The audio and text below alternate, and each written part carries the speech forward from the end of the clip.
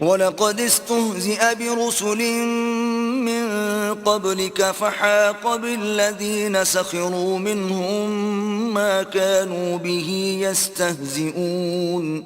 اور تم سے پہلے بھی پیغمبروں کے ساتھ استہزاء ہوتا رہا ہے، تو جو لوگ ان میں سے تمسخر کیا کرتے تھے ان کو اسی عذاب نے جس کی ہنسی اڑاتے تھے آ گھیرا. قُلْ مَن يَكْلَؤُكُم بِاللَّيْلِ وَالنَّهَارِ مِنَ الرَّحْمَنِ بَلْ هُمْ عَن ذِكْرِ رَبِّهِم مُّعْرِضُونَ.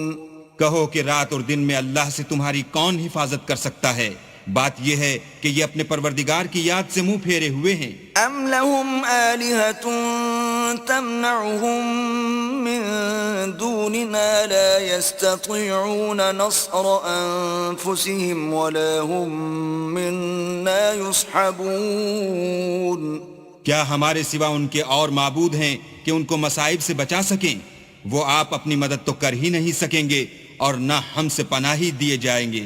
بل متعنا هؤلاء وآباءهم حتى طال عليهم العمر أفلا يرون أنا نأتي الأرض ننقصها من أطرافها أفهم الغالبون.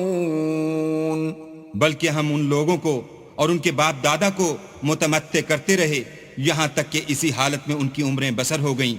کیا یہ نہیں دیکھتے کہ ہم زمین کو اس کے کناروں سے گھٹاتے چلے آتے ہیں؟ تو کیا یہ لوگ غلبہ پانے والے ہیں؟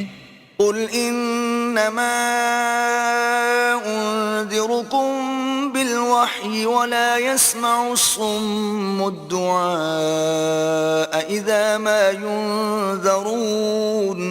کہہ دو کہ میں تم کو حکم خدا کے مطابق نصیحت کرتا ہوں، اور بہروں کو جب نصیحت کی جائے تو وہ پکار کو سنتے ہی نہیں.